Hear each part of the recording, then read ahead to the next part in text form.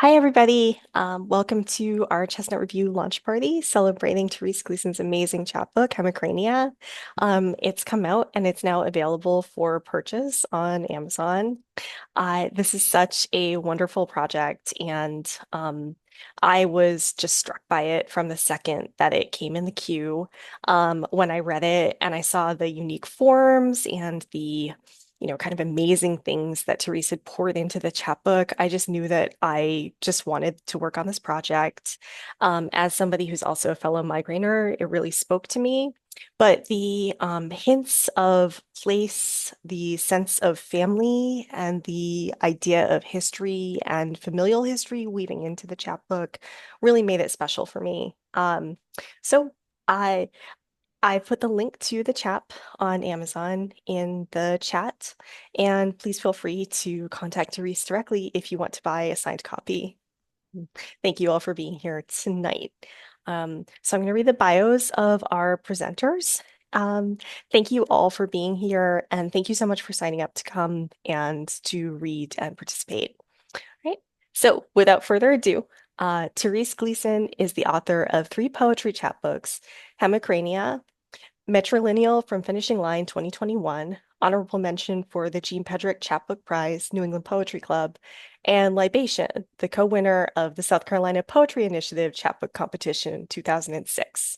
Her poetry, flash fiction, essays, critical, and hybrid work appear in 32 poems, Atticus Review, Cincinnati Review, Indiana Review, Literary Mama, Lunch Ticket, New Ohio Review, Notre Dame Review, On the Seawall, Rattle, and elsewhere. An educator, Therese has worked as a Spanish teacher and literacy specialist in grades K through 8 and has taught ESL and writing at the college level, most recently as a part-time instructor in creative writing at Clark University. Originally from Louisville, Kentucky, she currently lives with her family in central Massachusetts, where she teaches English language and literacy to multilingual kindergartners and first graders in the Worcester Public Schools. And her website is www.theresegleason.com. Sheila Gomes, a Brazilian artist with a degree in digital design, began her work in visual arts in 2009, the year of her graduation. Since then, she has distinguished herself in exhibitions, collaborations, and projects, with works selected by curators for international books and magazines. She's recent exhibitions include Collecting and Reassembling at the Richmond Art Gallery in Canada and Where Flowers Bloom at Spazio Volta in Switzerland, both in 2023.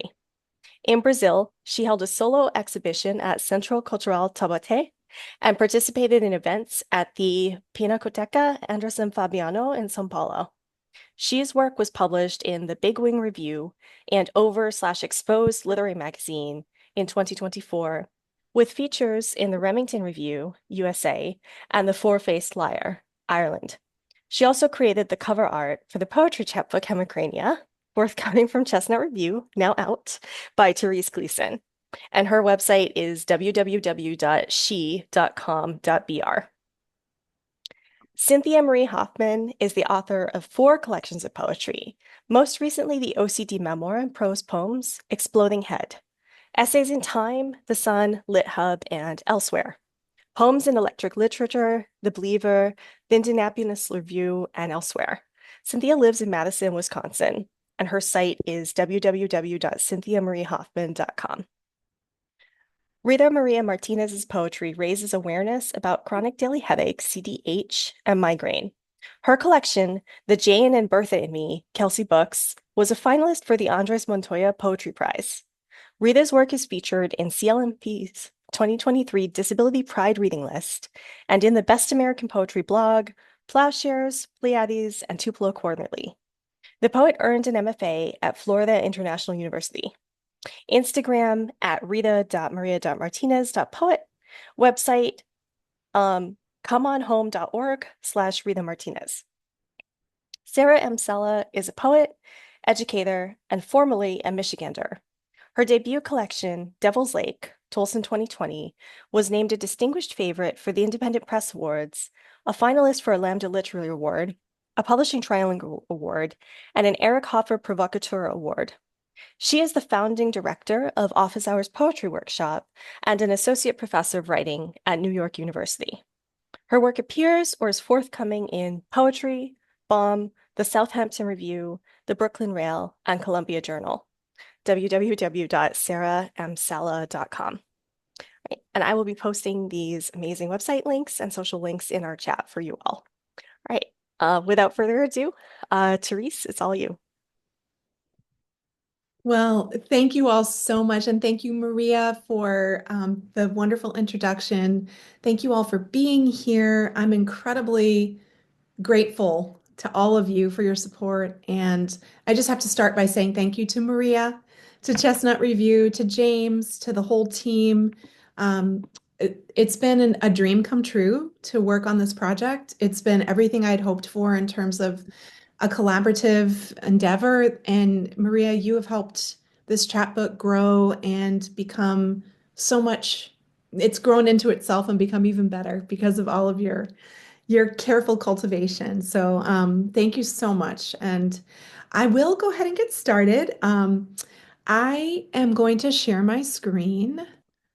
All right. Annunciation. Always the gray dawn when the pain angel appears. Strange bells ring in my ears, tinkling up and down my limbs. I dissipate into the bruised half moons under my eyes. The sun's white light glares on the horizon. It must be almost 5. On the bathroom floor, I think of Mary, who said, "Behold, I am the handmaid of the Lord. Let it be done to me." But I would pass this chalice if I could, and I have, to my daughters, my mother to me, her mother to her, a trinity of Marys, none of us unscathed.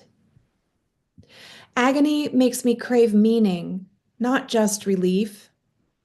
I want to commune with martyrs, sweat blood, trade in miracles, or a little holiness at least. But even with my head exploding, I know the truth. I'm no more chosen than I'm God forsaken.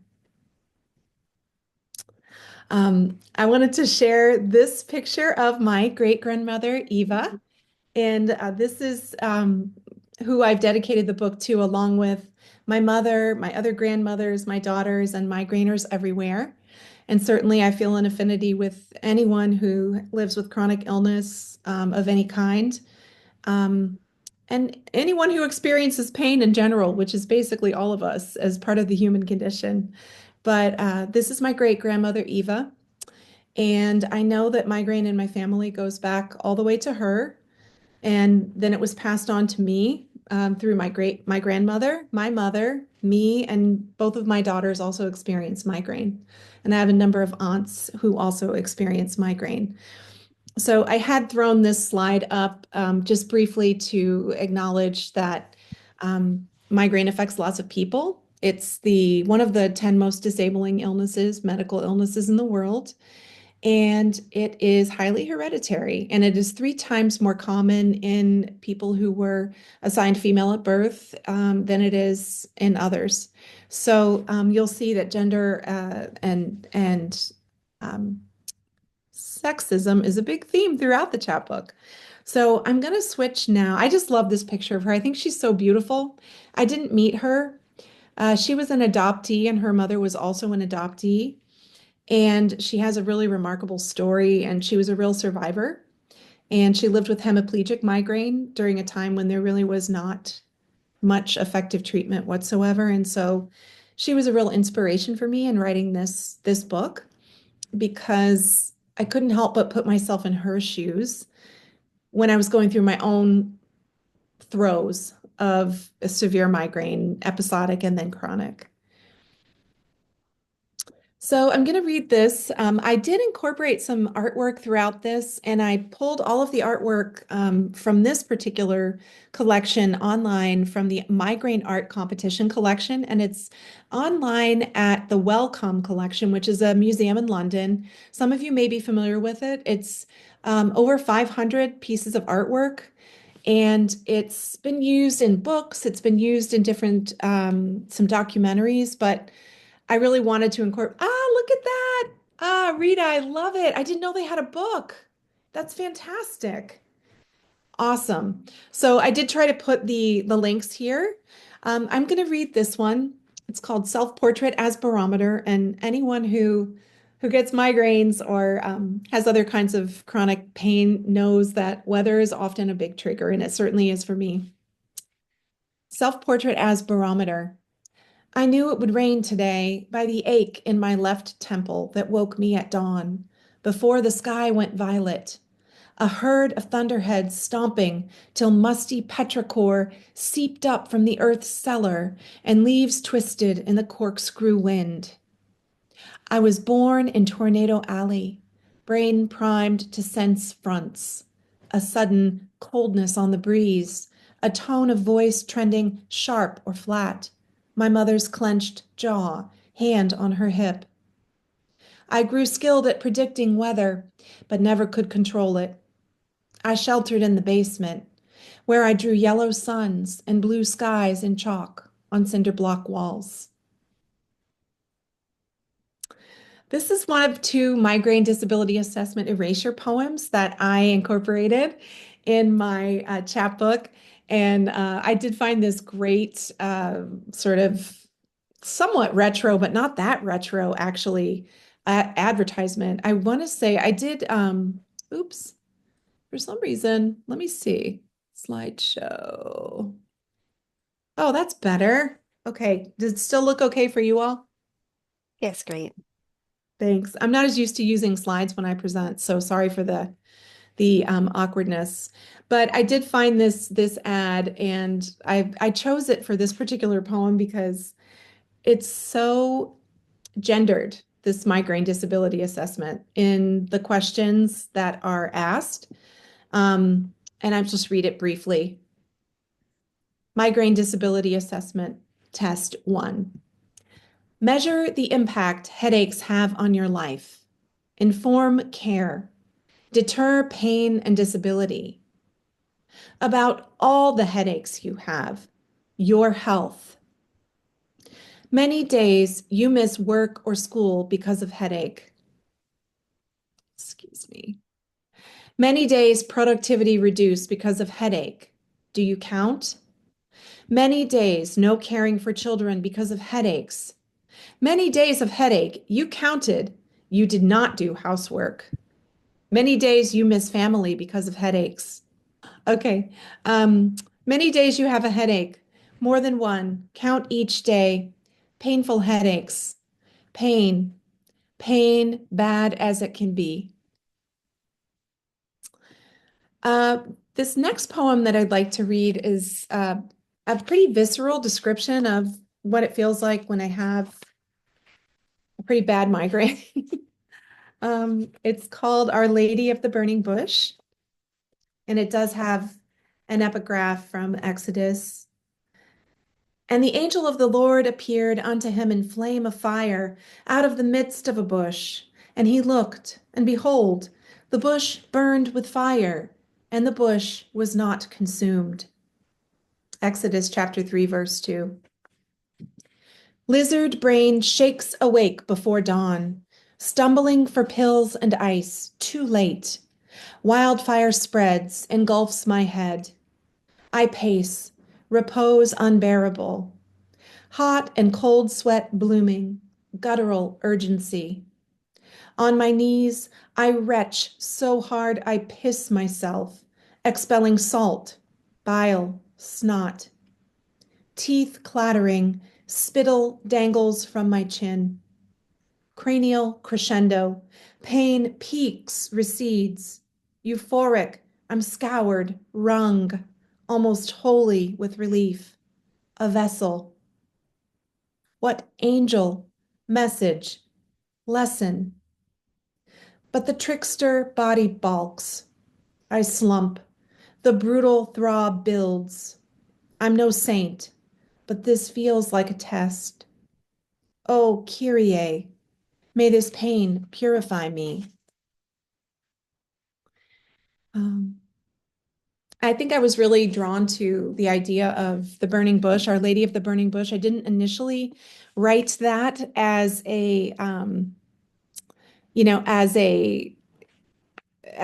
as Our Lady of the Burning Bush. It was just a sonnet. Um, and I saw this exhibit of Russian icons at the Clinton Museum in Massachusetts and learned about this Theotokos. I'm not pronouncing it correctly, I don't believe, but this icon that's venerated, and it's this idea that that something could burn and yet not be consumed by that fire. And I think there's a feeling when you're in the throes of really extreme pain or agony, um, then this feeling that you survived it somehow.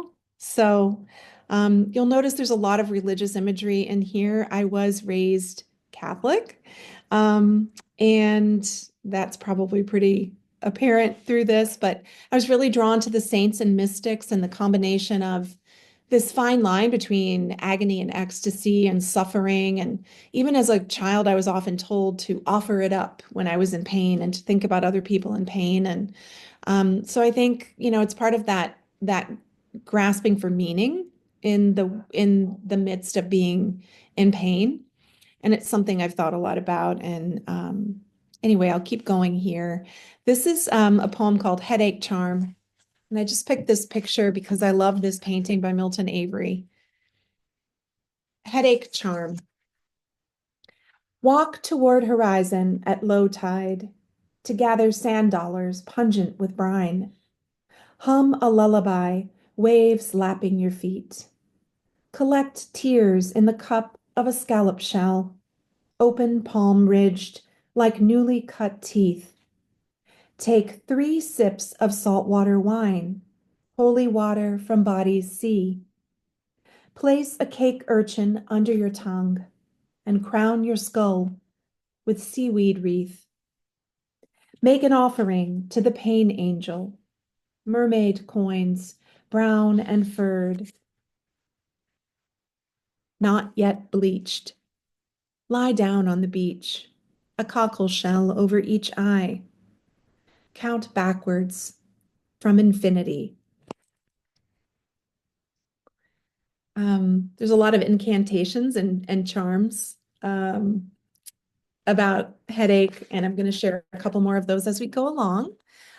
This is a poem that I was trying to play around with visual aura, which is something a lot of people who experience migraine have. I don't have a very pronounced visual aura. Occasionally, I do have sort of a tunnel vision or I'll see sparkles. But or more likely for me, my vision just starts to feel weird, like my glasses are off and that it's blurry and my eyes are straining to make out particularly text. So I will read this one briefly. It's called Aura. Tonight, a pale disk shrouded in gauze passes overhead like the moon in disguise. I walk the dog around the block, past the strobing streetlight that vexes my brain. It's been flashing like an emergency for days. I keep thinking I should call someone. The city, my mother, God. Swaths of mist and dim greenish haze drift over pinprick stars, sunk deep in the sockets of the sky. I blink, rubbing my eyes. For a flashbulb second, I'm blind. This is another migraine image of from this collection, which I just think is beautiful. I'm going to have to get that book, Rita. I'm so glad you showed me that. I was trying to play around with the idea of cortical spreading depression, which is a phenomenon that occurs in the brain. Um, and it's when the brain activity that signals the beginning of a migraine or other neurological events, including like an epileptic seizure, begins. And there's a point at which if you don't catch it in time with an abortive medication or a rescue medication, it's very difficult to halt that progress or that process. So I was playing around with the idea of a black hole and this idea of the event horizon, which is the point, the border of a black hole that after you pass or get into that threshold, nothing escapes, not even light. And I thought that was a really profound idea that not even light could come out. Cortical spreading depression. A shower of sparks signals the event horizon. A black hole yawning behind my eye. This is one of the tablets from the Royal Library at Nineveh, and it's from 7th century before Common Era. So I loved finding these obscure remedies and references to migraine in history. Because when I was going through a really difficult period with my migraines, before I got them under better control through being able to access preventive medications, um, I I found comfort in um, just going down this rabbit hole and reading about these things and feeling like I was part of this community of humanity that went back millennia. And that it also felt like a vindication to me that this has been around forever. This is not just in my head. And this has been recognized in medical treatises and archival now documents since like the beginning of time. So this is one of the tablets, and the incantation at the beginning, which is not the incantation on this particular tablet, does come from one of the tablets. There are a lot of medical information on those. Um, Revenant, seized by a ghost, the temple gets sick. Seized by a ghost, the temple is wretched. Seized by a ghost, the head is sick and wretched. The woman in the white nightgown came for me. Tendrils lank like snakes, plastering her gray face. She didn't talk, just hummed, head in her hands. She came just before sunrise, and I knew she wanted to stick a bony finger through my eye until my body jerked like a witch in a noose, and my guts churned, extremities prickling, crown ablaze. Um, so that for me is what my migraine aura is. It's much more of a sensory aura. And if I get to a point where I'm feeling um, sort of a feeling of prickling and numbness in my face, in my arm, and then I'll get paresthesias where it's going up and down my body, then I know that I'm in trouble. It's going to be a bad one. Um, so I wanted to share this poem. This one's a little trickier to read. I am going to go ahead and read it, partly because I'm among friends and people who will understand and be witnesses to what was a really upsetting situation that I also think is pretty emblematic of what a lot of people who live with chronic migraine or migraine in general or other illnesses experience. And this is actually from when I went to an urgent care clinic for a severe migraine episode, an intractable headache with extreme vomiting, like I just couldn't stop and nothing worked. And I'll just read it to you, and it explains what happened. But what I did is I did sort of almost like a hermit crab, and I used the my chart notes as a framework, as a container for this poem. And so on the left-hand side, you're going to see what was was written by the medical provider. And on the right-hand side is sort of my reclaiming and rewriting of how I felt in the moment, sort of to juxtapose those two things. Um, it's got an epigraph from Virginia Woolf, who wrote this in On Being Ill, 1926. In its English, which can express the thoughts of Hamlet and the tragedy of Lear, has no words for the shiver and the headache. Let a sufferer try to describe a pain in his head to a doctor, and language at once runs dry. I'm going to read this kind of side by side, I think. I tried it different ways, but I think I'll do it that way. Chief complaint. 45-year-old female patient presented with severe nausea, vomiting associated with typical migraines, probably triggered by a tension headache. 45-year-old female patient presented at clinic, a gray-faced ghost, her head a cracked bell that wouldn't stop ringing, guts hollow and wrung. Description of headaches. Patient woke up at 4 a.m. this morning with severe migraine and also nausea, vomiting, and has not been able to keep anything down. Location of pain, bilateral. Character of pain, throbbing. Severity of pain, severe. Accompanying symptoms, photophobia. Degree of functional impairment, moderate. Description of headaches. Patient, shaky and parched, not allowed to enter, throwing up a symptom of COVID, told to wait outside, clutching a plastic bag of her own sick. Never mind that her neurologist had called ahead, prescribing IV fluids and meds. In tears, still vomiting up nothing but air, bile, and spit, patient gave up. Better to sip Gatorade in bed than wait in her car in the bright sun and heat with nothing to drink. Current use of meds to treat headache. Abortive meds, Imitrex, prophylactic med. No, patient has tried and failed riboflavin, magnesium, sumatriptan, Trexamet, rizatriptan, and beta blocker I recommended due to history of bronchial allergy. Has not tried tricyclic or Topamax. I think I'm just going to go all the way down on the left side and then we'll go to mine. Physical exam. General, awake, alert, oriented, in no acute distress. All right, back home, patient tried an alternate route, inserting a suppository since her body had refused all capsules and tablets, even the one that melted under her tongue like a communion wafer. Patient got into a hot bath with ice behind her neck to draw the pain from her head down through her feet. She tried prayer and sleep, but was forsaken. Patient's husband drove her back to urgent care an hour before closing. Patient made to wait outside again till darkness fell, and doctor let her in through the back, in case her migraine was contagious. Hair matted, face a death mask. Patient dug deep to extract language from her malfunctioning brain. Explained she'd lost count after 15, but had been vomiting from dawn to dusk.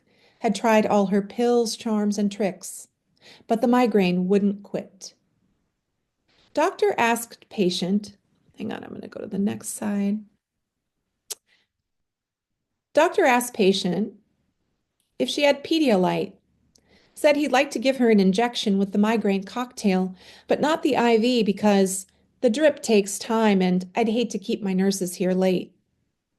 Patient tried to insist, but ended up begging.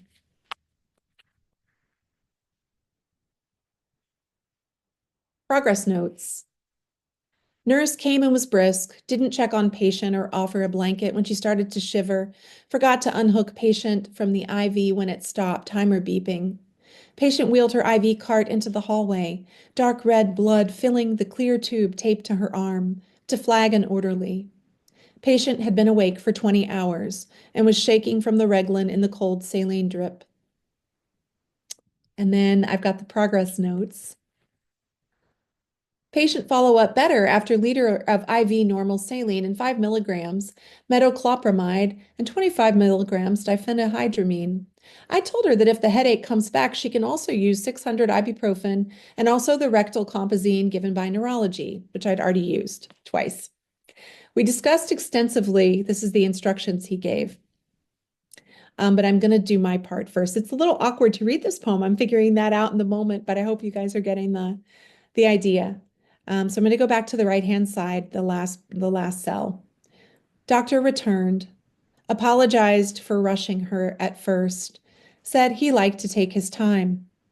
Patient wanted to slump in the seat of her husband's car waiting in the parking lot, but now doctor had all the time in the world for her. Doctor told patient to read the Book of Joy and try meditation. Jaw clenched, patient couldn't find the words, the strength to get up and walk out. Patient seethed, but thanked doctor anyway. Even now, patient still shaking her head, shaking off blame and shame. So I'm not going to read the instructions on the left-hand side, but you can see that I'll read the beginning part of it. The doctor wrote, "We discussed extensively about stress management since I think this is a huge trigger for her migraines and possible tension headache. And the patient was very receptive to the messages and resources." And then it lists some of those there. And, he had given me, he literally put this in the notes, Take the Stress Out of Your Life by Jay Winner, Palouse Mindfulness, Stress Management with Dr. L, Interviews of the Dalai Lama and the Archbishop Desmond Tutu. So I know his intentions were great, but I think at the time, I was just so spent and so exhausted that I wasn't in a position to advocate or for myself. And because it was during COVID, I wasn't able to have anyone there with me. And looking back, I felt angry, so angry, not only at the doctor, but frustrated with myself at allowing myself to kind of be gaslit in that way. And it's so interesting how I kind of reverted back into the good patient identity. And so I think it's just really hard to advocate for yourself when you're in a position like that and you're so vulnerable. And I know other people have experienced similar things. But this does really reflect some of the archival and older newspaper um, advertisements and articles and also reports from doctors who were known as sort of the fathers of modern headache medicine. So I do, in the interest of time, I'm going to switch this, or I'm going to skip this one. I want to get to a couple of those. But I did want to point out, I had such fun just finding these weird, bizarre, and wonderful herbal remedies. This one is from Bald's Leech book, and I called it Remedia. But it's like, I'll just read the first part. For ache of half the head, take the red nettle of one stalk, bruise it, mingle with vinegar and the white of an egg. Okay, I lied. I'm going to read the whole thing. Put all together, anoint therewith. For a half head's ache, bruise in vinegar with oil the clusters of the lauris, smear the cheek with that. For the same, take juice of rue, ring on the nostril which is on the sore side. For a half head's ache, take dust of the clusters of laurel and mustard, mingle them together, pour vinegar upon them, smear with that on the sore side, or mix with wine the clusters of laurel, or rub fine in vinegar the seed of rue, put equal quantities of both, rub the back of the neck. And I just thought there's so much music in this, and this was just a recipe. So all I did was put it into lines, and you could just hear it. Um, this is a part of a series about Saint Teresa of Avila, who was the patron saint of migraines, I later found out, and also my namesake, and also a great mystic, a doctor of the church. She is one of only three or maybe four women who were given the title of Doctor of the Church out of 37 total doctors of the church. They're saints who are recognized, obviously posthumously, for not only having been really holy and been exemplars of faith, but also having uh, added to the made significant intellectual contributions to doctrine.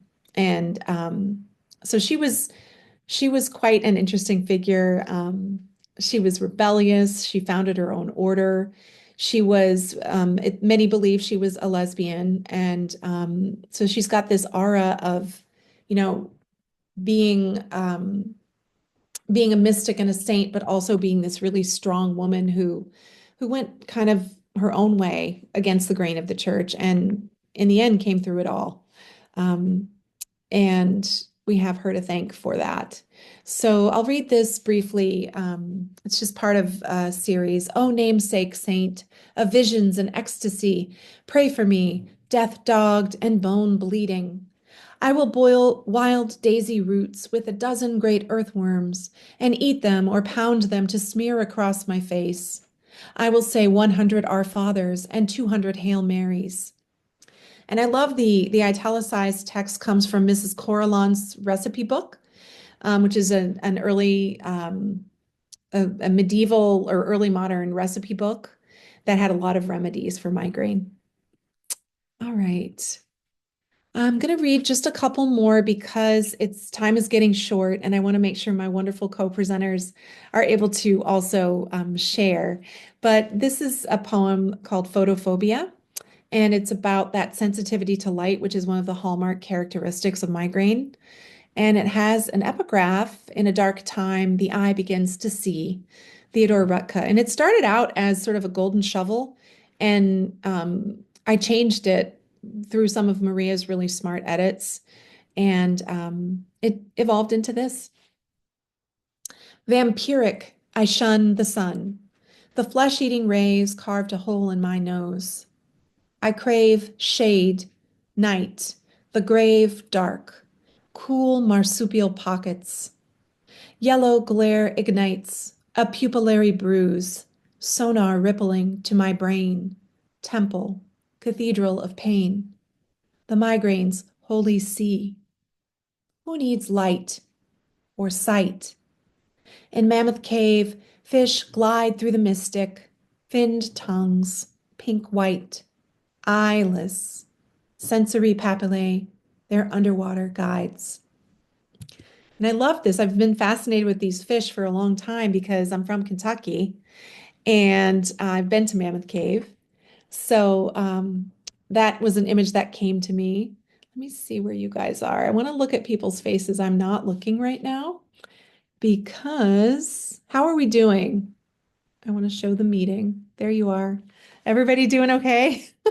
This is weird. I'm not super comfortable doing the slides and not being able to look at you at the same time. But thank you all for being such wonderful listeners. I think if it's okay, I'm going to go another 5 minutes. Would that be okay for you guys? And we don't have to cut off right at 8. Our idea was we'd have a little time at the end if people are interested to have a conversation. And if you need to hop off at any time, of course, understand, but I'll try to get through a few more of these. All right, let me go back to my sharing. All right. So this is a something I had fun doing. The woman down in the bottom right is my great grandmother. And I love this picture of her because she has this beehive-like hairdo, and it sort of resonates with this misshapen head in the middle of this picture. And when I was really struggling with my migraines, you go through stretches where it was just every day, unrelenting, anywhere from mild to moderate to bad, but mostly kind of at this really frustrating level of I really want to go lie down in a dark room and do nothing, but I can't justify that because I'm not throwing up and I'm not in so much pain that I can't function. So you just kind of muddle through, which I'm sure some of my migraine friends get and have done the same. But I was struggling with language, and I kind of alluded to that in the in her head, in my head, with that quote from Virginia Woolf. And I do think not only is it hard to access language when you are in pain, and hard to find the words to express pain, but I also think, in particular, some people, when they're experiencing migraine, do have aphasia. I mean, not necessarily. Some people have very intense symptoms where they have stroke-like symptoms and they lose speech temporarily. But certainly words are harder to come by for me sometimes when I'm having a migraine. And when I was in this stretch, that's part of why I ended up doing more found poetry and digging into the archive. And when I couldn't write poems, I cut out pictures and I pasted them. And I had fun doing that. And so this is an example of one of those explorations. All of the images come from the NIH has an archive of all the stuff is in the back of the book where you find these things, but there's an online digital archive of medical images and ephemera, and I had a great time with that. Um, so I'm not going to read that one, but it is in the book. I do want to look at this one. This is an example of one of the found poems, and I I think I'll read it because it's important to me to say this and to see this and show you the next couple slides that are coming. Um, it's called On the Heredity of Migraine, and it's from the 1920s newspaper columns of Dr. William Brady, who marketed himself as a noted physician and author.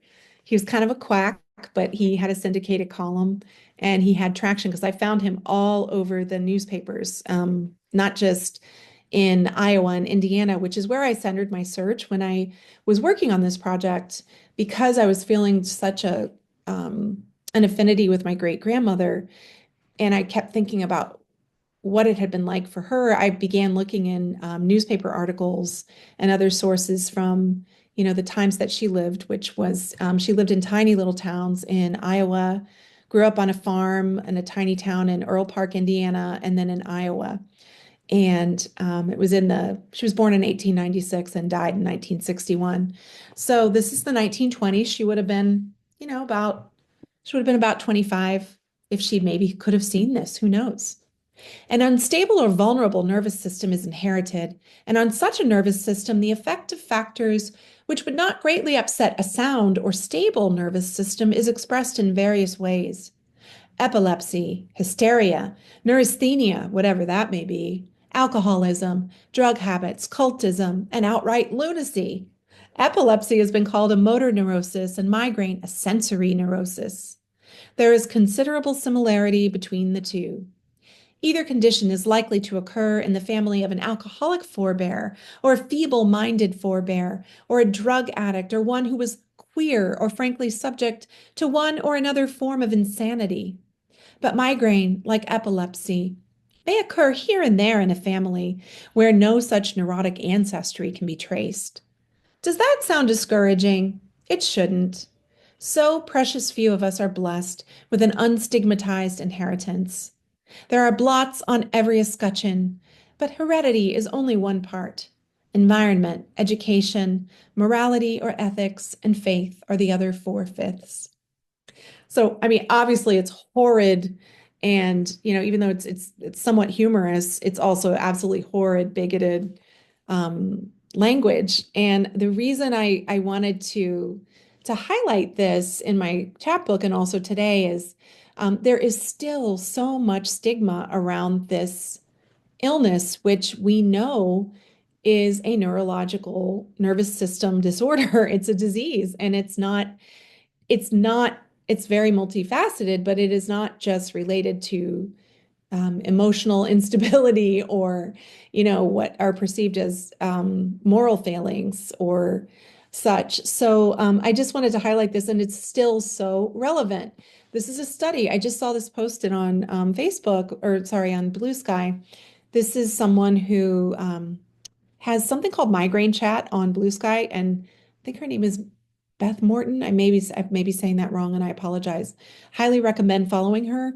But still, the top four reasons given by people for hesitating to seek care for migraine. It's a result of a study. This was published in 2024. And I want to show you the next slide. Reason number two, migraine-related stigma is one of the top four reasons why people still don't seek treatment. Reason number four I want to highlight too is that they don't have health insurance. And we don't have time to go through all of this today, but it feels really important to me to acknowledge that, there are disparities in migraine treatment, big time, just as would be expected, unfortunately, given the world that we live in. Um, and I had such a hard time accessing care and getting a diagnosis and accessing treatment when I was in the throes of a severe migraine, but also navigating the labyrinthine hoops that you have to go through in the insurance and medical industrial complex. And I imagine how difficult that is. It's exponentially harder for people who are also dealing with barriers due to systemic racism or, other reasons that are related to them being othered. So I encourage you to um, look at that or be mindful of that. I'll share this presentation. But there is, income is certainly, if you don't have insurance, you're not going to be able to do this. The estimate for biologic therapies for migraine cost up to $7,000 a year without insurance. And I know this got me where it hurts because one time I left my 3 shots out that I get 3 at a time, and I couldn't use 2 of them, and I had to go 2 months without my preventive shot because it would have cost like $1,400 a shot to get one out of pocket. Maybe it was no, it was $1,400 for 2. But BIPOC patients have a harder time getting a diagnosis. Everything that I've said about And also, there needs to be more research. There's a bit more research on gender identity and sexual orientation and how that interacts with, being able to access care for migraine. I haven't seen much around, you know, there needs to be more research in general. And the stigma is just still, we're getting better, but it's still an issue. And so I feel it's incumbent on me being fortunate enough to have this chapbook and having this platform to acknowledge that, this is a complex interplay and it's even harder for a lot of people who, unlike myself as a white, cisgendered, heterosexual woman with good health insurance and access to get treatment. So I'll get off my soapbox, but I had to say that. I'm going to skim through some images really quickly because we're out of time and I want to make sure my presenters get their time. But this is something I did playing with my MRI images. This is a longer piece that's in the chapbook, so I hope you'll read it. But it talks about kind of trying to do that math around when does episodic become chronic? And this difficulty of quantifying the severity of pain, explaining it. Um, it made me think of Eula Biss's beautiful essay about she uses it's the pain scale. I can't remember what it's called. I'll share that. But she uses hurricane scales to talk about trying to talk about pain. This is an abecedarian, and it's obviously reads better than it does out loud, but on the left-hand side, you can see that is all of the stuff that I've tried over the last 35 years or more. I've really had migraines since I was a kid, but hopefully it's kind of humorous, but it's also meant to show how frustrating it is when you are just trying everything and then someone says, "Have you tried this?" And they're usually well-meaning. This is something about sort of the hereditary nature and how it's passed from women to women. And I found a lot of really fun ads that from Lydia Pinkham's female tonics, which really consisted mainly of alcohol, about half of alcohol, but were widely marketed as being cure-alls for everything, including headache. This is something I was doing playing with text and imagery. This is called Headache Stone. And in Ireland, they have these stones that are considered headache cures. And it's based on a really interesting legend about an Irish saint, Saint Hugh, who, when he was born, hit his head on a rock and it left a dent in the rock. And that imbued him with the ability to cure headache. So I was playing with that in these. This is an incantation based on some Irish incantations in the Book of Gaul, which was a medieval manuscript that was found at, I think it was medieval, in a monastery.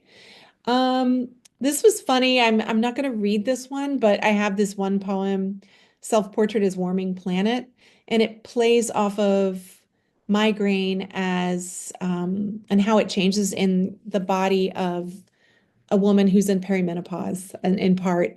But I wanted to highlight too, there's been a lot of headlines recently about how climate change may actually be worsening migraines for people. So I think that's a really interesting connection. These are some really fun and horrible, horribly sexist, sexist, misogynistic ads that I took language from these and other papers by Dr. Harold G. Wolf and Dr. Walter C. Alvarez um, to write a poem that I think is pretty humorous. And then this is the other migraine disability redux. And I think I'm going to keep going here. This is faith healing. And I think this is a good one to close on because I don't want to take up any more time. But it goes back to Teresa of Avila, and her finger is in a reliquary in Avila, Spain, and it is not corrupted. It's supposedly never completely decayed, which is just this macabre crazy, fascinating thing that I've actually seen in real life too. But I got really kind of obsessed with her as her being a migraine saint. And also, I lived in Spain for 2 years and visited her shrine. And she's a huge saint in Spain. She's one of their patron saints nationally. So her iconography and her, um, images and everything of her is all over Spain. This is called faith healing. Oh, barefoot nun, doctor of the church, do you remember me? Teresa, I made a pilgrimage to your city of toothed walls, knelt to venerate your twisted finger in its glittering reliquary. O patron, sister, if you can't take away my pain, I understand, but send me a sign that you believe. Reach out your shriveled, holy hand so your faith can heal me. So I am going to stop my share there. Um, and I like to end on that poem because I think one of the things I came to through writing this as I was rearranging the poems and thinking about the collection was, migraine's a chronic illness. There's no cure for it. And medication, even the more effective, newer ones, they work, but they don't always work. And there's no way to escape it sometimes being a problem in your life, I think. And really that reflects the human condition. All of us at some point are going to go through illness. It's very individual to me, but it's universal as well. And one of the greatest comforts I have found in my experience of living with migraine is community. And there's such a healing element. There's such relief in feeling like someone is just witnessing you, witnessing your pain, believing you. And so that's why I wanted to end on that poem, on that note, because I feel like you all have been that for me, some of my friends here, and who've been so generous in reading this chapbook in early stages and providing beautiful, generous reviews. So I just want to end by saying thank you. And I will stop now because I really want to hear from some of our other presenters. So thank you all so much for listening.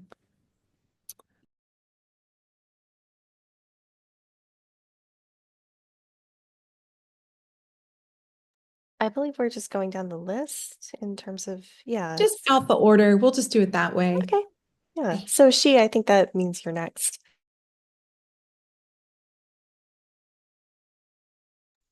So I prepared a PDF. Do you have it, Maria? Okay. I'm not seeing it. Oh, Do you have the slides that I sent, Maria?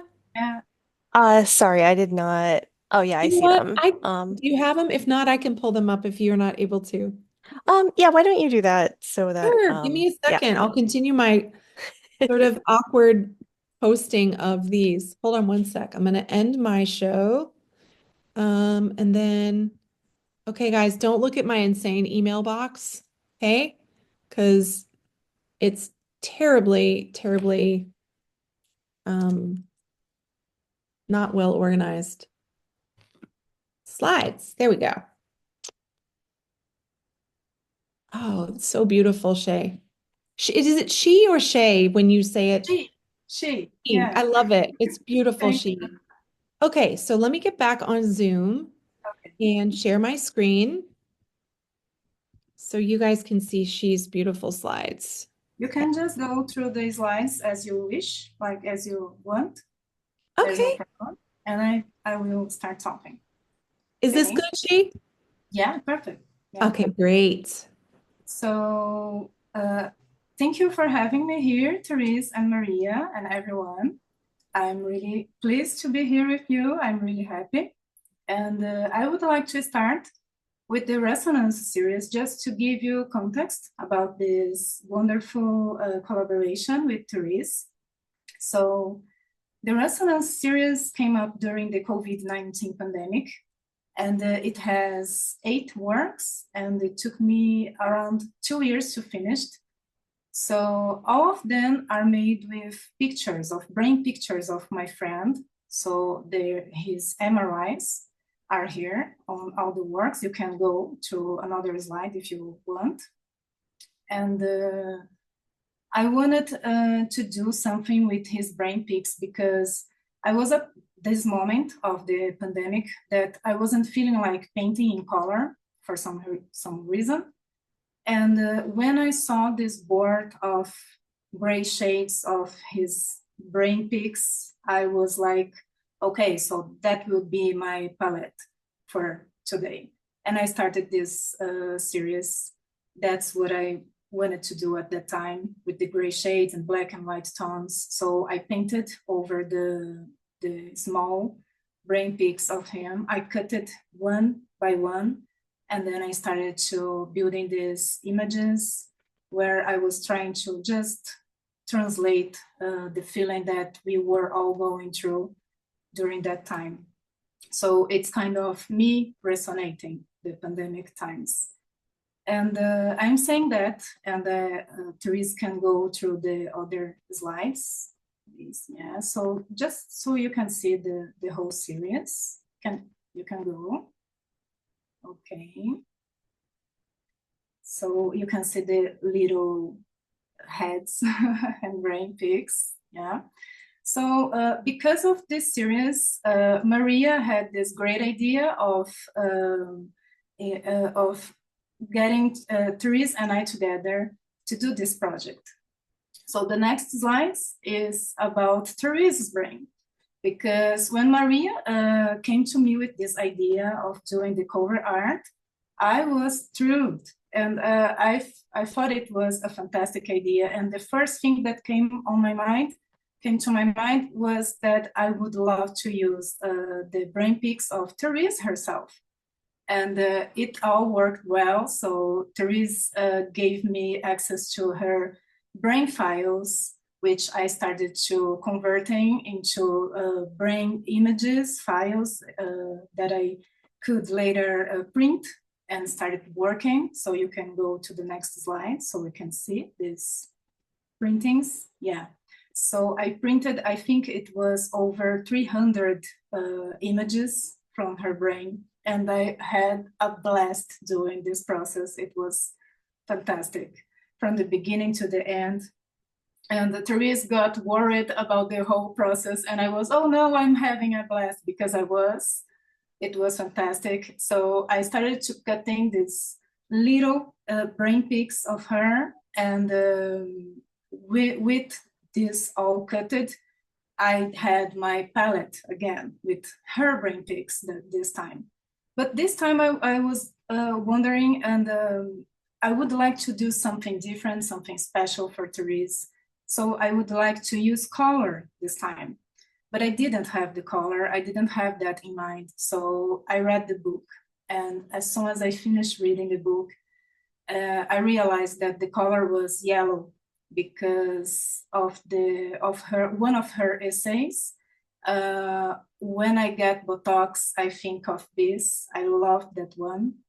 And because of Aura, one of the poems that she just read for us, and because the way that she speaks about how the light affects her migraines, so the daylight or the street lights at night, it got stuck in my mind, this thinking about the light, the photophobia.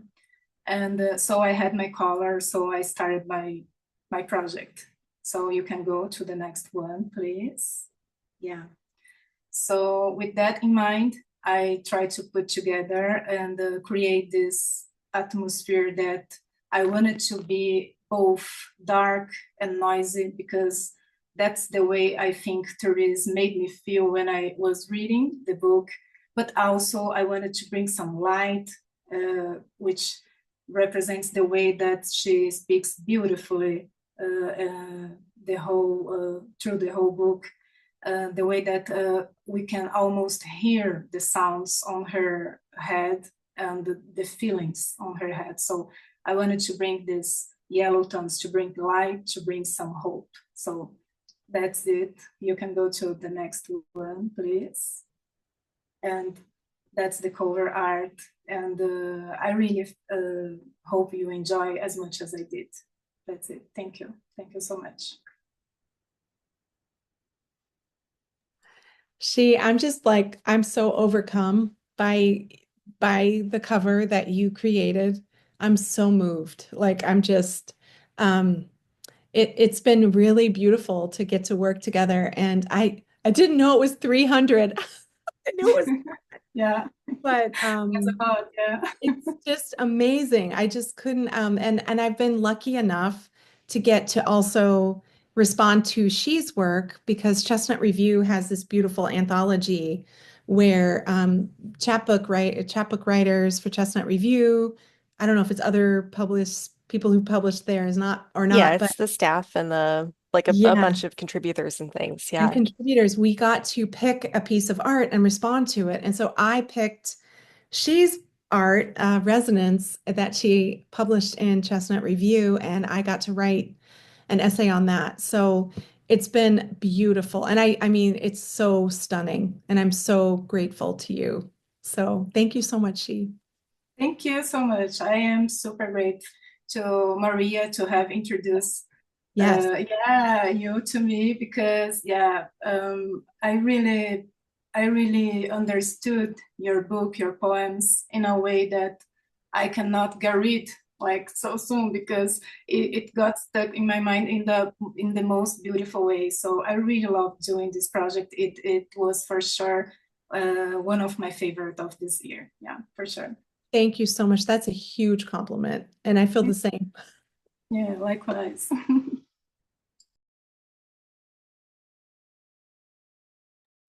All right. I believe our next speaker is Cynthia Marie Hoffman. Great. Thank you for having me tonight, Therese. I'm so excited to celebrate your chapbook and to have been asked to write a blurb for it as well. I am going to be reading a couple poems tonight from my collection, which was published this year called Exploding Head. And it is not about migraines, though it certainly could be. And we talked about this, Therese. There are two poems, however, in the collection that are not strictly about what my collection is about, obsessive compulsive disorder, but it's about the connection between the mind and the body. And a lot of chronic pain and my own experience with migraine has been very closely connected to my experience with OCD. I'll read one of these two poems. This is called Trigger Point. Suppose you pull this drawer and release the knives, which have been waiting like spaceships rumbling with energy for the atmosphere to open. The filament fizzes in the light bulb, a fish frenzied in a too small bowl. The physical therapist says there are two types of muscles. One melts in his hands, lying down on command like a good dog. The other is concrete. The driveway in your neck rises steep from your first rib to the gate of your brain. It is time to forgive the tender meat of your heart, its bundle of nerves, the loveliness of this cherry cabinet which holds its spices like a womb. How a child changes everything, though she be but a fleck on the earth. How early in life you learned to wait for the bomb to go off before screaming so as not to embarrass yourself. Imagine the release, like coming upon a street on your daily walk, the nub of the dog's tail twitching its phantom wag, when suddenly the concrete bursts into hundreds of gray-winged moths, lifting into the wind. The dog barks and barks. Forgive things, their tense vibration. The knife is only looking to launch into the dark cadaver of space, far from this world. It only wishes, as you do, to dispatch from gravity, to feel weightless, reflecting this exquisite blue marble in its blade.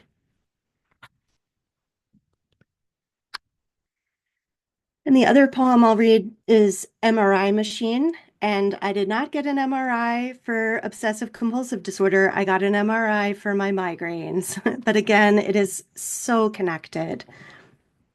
MRI Machine. Strapped inside this bright rocket, you are a spirit ready to be launched toward the light. A technician watches through the window. A wire goes into your ear through which her voice arrives. The robotic dial clicks the years you've lived in pain. Lie still. You've been good. You've persevered. The hum and snap of magnets turns a mechanical halo around your brain. Music blooms from the end of the wire. A child sings a song that will play in your head for months, tangled in the nub of disquiet deep inside your neck. Nothing changes. You will tense your shoulders just as always, until the muscles harden into birds whose feet are stitched into the fascia of your body and cannot fly away. They will sing the song of worry that accompanies you to your grave. The real one, the one you do not come out of, as you do today, sliding back into the fluorescence of the examination room, where a hand now clasps you by the wrist to help you up. Thank you. Wow. Cynthia, I think you might be freezing up a little bit.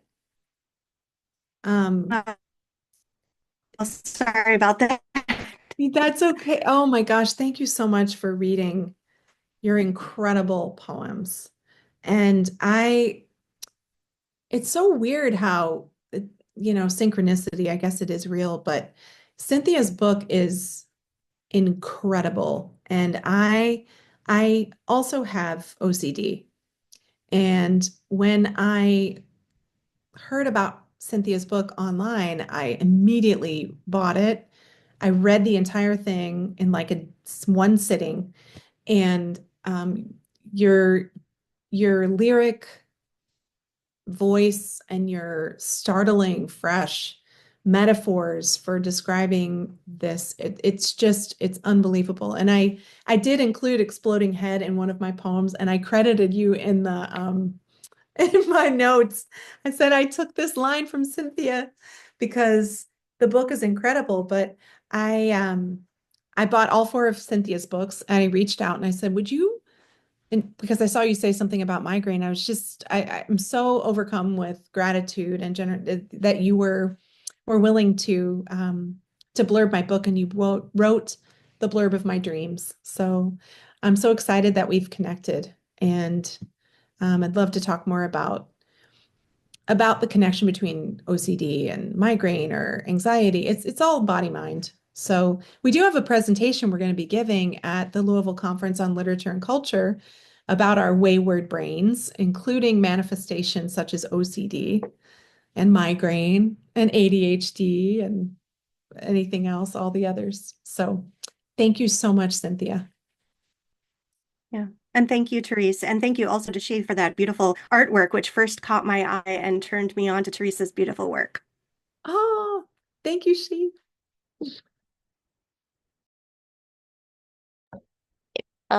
Rita, I think you're up next. Okay, let me see if I can share.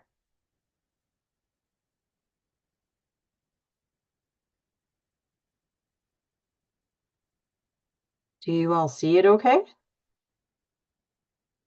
Do Yeah, you we see can it see at your all? screen. Yes, I Yeah. do. And I like your migraine setting as well. Thank you. Okay. Is it better, a little bigger, maybe? All right. So I'm going to read a shorter poem and then a longer poem. So allodynia is sensitivity. Sometimes migraineurs experience it during a migraine episode. 10 years ago, without my knowledge, I inhaled a colorless and odorless insecticide, and all my triggers went up by a lot. And whereas I used to get occasional allodynia, now I have it all the time. It's just a question of how bad is it. It's usually on the left side. On good days, it's a 2 out of 10. It can happen also in other parts of the body. Allodynia sounds like the name of a Renaissance muse, not the synchronized sting of centipede legs tripping the light fantastic on my left cheek, tap dancing across upper lip and gums. Nerve endings, the setting for a Busby Berkeley extravaganza. Jewel-coated shuffle on a rotating tiered cake, kaleidoscopic mandala, parade chock-a-block with high kicks, marching drills, and snapping garters. So that's a newer poem. And then this poem is called I Write for Cyborgs and Shower Chair Users. This one's a longer one. I write for cyborgs and shower chair users. I write to discover why my head thumps on the right, not the left, when weather plays Russian roulette. I write to elude Lady Depression who pursues me like a tenacious tabloid reporter. To transcend confines of an aching vessel, to venerate this body despite its going on strike over a week following the COVID vax, to honor ribs that felt kicked in after, to praise caregivers like my spouse whose steady hands unspooled a roll of camo blue kinesio tape over said ribs, making me feel like an Olympic swimmer in our blue sheets, though I could barely roll over. I humble myself before the majesty of adjustable beds, revere my splendid Tempur-Pedic, its righteous remote that gently raises and positions with a mere button push. This is the closest I've come to living like the Jetsons. I'm holding out for the George Jetson bathing experience. Almost sentient motion detecting shower heads and jets anticipating every need as I'm washed, rinsed, dried, moisturized to perfection. For now, I'm content with the underappreciated shower chair, brush my teeth while seated as my spouse lathers my back and hair. I esteem the shower chair that welcomes and receives me during post-migraine hangover when I'm unsteady. I write to vent after watching the new adventures of old Christine when Christine's ex-hubby and co-worker mock her, asking if she's going to need a shower chair. Why does society assume only the elderly use shower chairs? I write to vanquish my timid younger self, obliterate her fear of offending elders when mother advised silence, to annihilate ableist statements disguised as advice. I write for Paula Kamen's tired girls, exhausted women inwardly rolling their eyes when asked if they've tried yoga or acupuncture. For those with chronic daily headache and migraine living in Florida, where it's humid and hot as fuck. For spoony sisters fed some doozies. You should mow the lawn. You like being sick. Being tired is a state of mind. I write for those who use MAOIs, CGRPs, NSAIDs. I pay tribute to legions of responsible opioid users. Chronic pain patients deemed suspicious, often treated like drug-seeking addicts in ERs. I write for the modified, cyborgs who love metal detectors, Borgs boasting internal or external hardware, implanted with neurostimulators combating back pain, incontinence, never-ending migraines. I write because I'm a cyborg. Thank you. Wow, that is fantastic. I mean, it just so much music, so much energy, so much humor. At the same time, there's this intense suffering. It's really, your voice just grabs me. And I mean, the title, geez, I can't wait to read your book. I know you're working on another one. Thank you. Rita is another friend that I Google stalked to find when I was looking up um, poems on migraine. And I found some of Rita's poems and I reached out and we connected. And it's been another joy about this whole experience. Rita, one of your favorite poems, one of my favorite poems you've written is it How to Have Sex with a Chronic Migraineur? I love that poem. So I love how earthy and grounded your poems are. And it's fantastic to have you here. And I'm so grateful that you are participating. So thank you. Thank you. It's really nice to be here. And it's very nice to be celebrating your work. Thank you. Thank you for the reading, Rita. It was really great to hear more of your poetry. Sarah, I think you're up next. All right. Oh, thank you all for those amazing readings. I'm hopefully going to skillfully share screen on a PDF here. Can everybody see okay? All right. Yeah, and congrats again, Therese, for launching an amazing chapbook. I also get migraines, as I sense the theme here.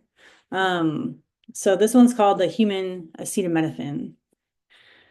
My body grew smooth and spherical when I hit my 10,000th migraine. Patriotic even with the red, gray, and blue bands around my middle. Naturally, the insurance company informed me medication overuse is not covered by my plan in any dimension, universe, or galaxy, parallel, reverse, timeline, or otherwise. I tried to convey I had fully encapsulated, but by then my vocal cords, I don't know how to say this word, triturated to powder. That's when friends started noticing my sheer proximity reduced their pain. Soon, everyone in Cypress Hills ingested me to relieve everything from headaches, backaches, menstrual cramps, toothaches, fever, to broken bones. But I became a tough pill to follow.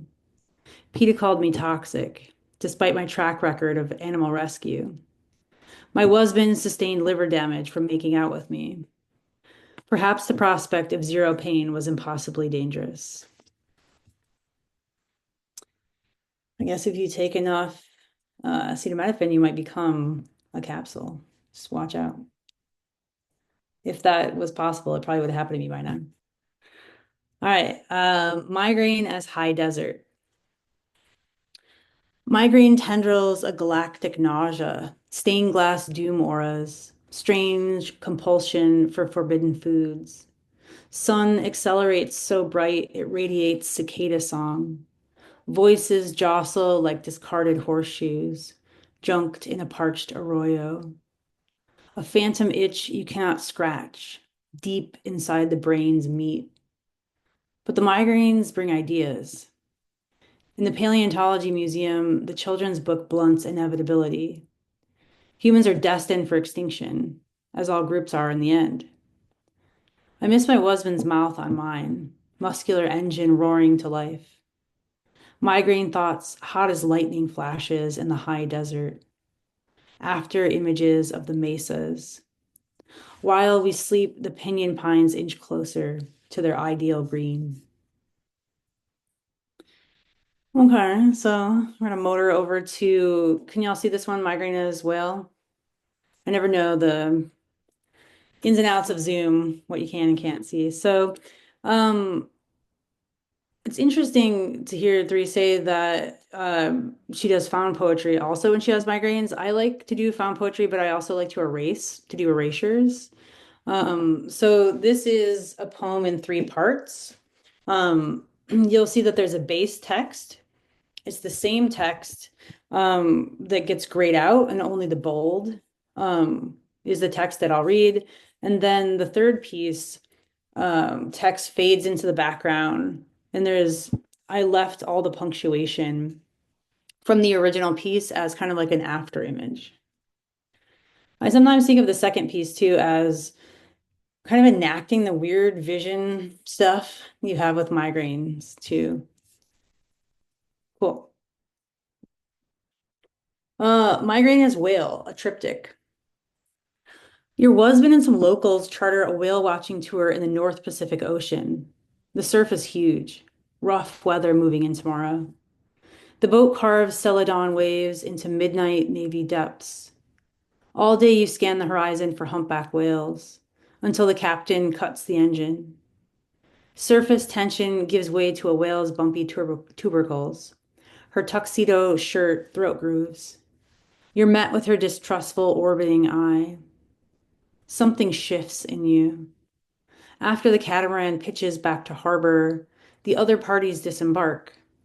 But the horizon continues to lurch, like the unsteady hull of a ship. Except now it's the walls of the apartment, the kitchen stove, the pendant lights. Even the blankets insist on this heaving motion. Everywhere you sight land, the ocean's undulation echoes. As best you can, you surrender to the waves. I am a boat, you say. I am a wave. I am a whale. I am a whale's iris. But you awaken to brain coral for a skull. Ocean tackle lacerates your bottom lip. Trawling nets sink your quads. Wherever you go, your pant legs pour sand. You've already missed so much work you drift to the subway. Today you're slated to present your research to the department chair. When you confess your new body to a colleague at the elevator bank, she says, "But you don't look sick." 2. Watching the horizon hurts her. The horizon lies. Even the ocean's iris awakens myopic. 3. A whale, huge, moving into midnight. Her throat grooves other parties. Everywhere you go, you miss your body. All right, thank you all so much for all of your readings, all of your amazing art, for being here, and for including me. Thank you. Sarah, thank you so much. I found Sarah through Migraine as Whale Triptych, which is published in Poetry Magazine, I might add, which is a big deal for those of us in these here parts. And I was like, this is incredible. And I see so much. I've loved seeing how people come at this in different ways. And since some of my poems tend toward more sort of direct experience or visceral enacting of the actual moment, I love seeing how people approach this from different ways, and your creativity and um, I don't know, just the way, and I know you mentioned in our presentation that you're also exploring sort of with a lens of playfulness. And I think that's really fantastic and kind of subversive in a great way, because we don't always have to think about this as being, oh, woe is me. I mean, I think we all had elements of humor in it. Rita, your poems are brimming with kind of, sometimes it's dark humor, but it's humor, and that's a whole absolutely, it helps us survive. I just saw Katie put in the chat. And so I love that. And I love seeing how different people are so creative with metaphor. And anyway, I love your new stuff too. I hadn't seen those too. I like these little prosy-ish prose poems. They're fantastic. And the high desert is great. All yeah, I'm so happy to have met you. Thank you so much. And I love your wallpaper too. Yeah, thank you. Everyone, I do a lot of tutoring of like writing students too, and they're always like, I love your wallpaper. It's from Etsy. Yeah, of course. Yeah. It's really cool. I was kind of getting lost in it. It's like that visual pattern thing, but no, it's fantastic. Love it. It's so good to hear your voice too, because I haven't heard some of your all's voices. I've heard Cynthia's voice. I got to meet Cynthia and in person when we went to Lit Youngstown, which was fantastic, and Maria too, of course. P.S. Maria is an amazing, amazing poet and artist as well. And had we had more time and had she not been so generous doing the MC piece for us and keeping us on track, we presented together at Lit Youngstown, and she has some fantastic visual poems and other poems about her experience. So thank you, Maria. But yeah, I mean, this is like a joy. I hadn't gotten to speak to she or heard Rita's voice. So I'm overflowing with gratitude and appreciation and happiness for this. So I thank you all so, so much for your time.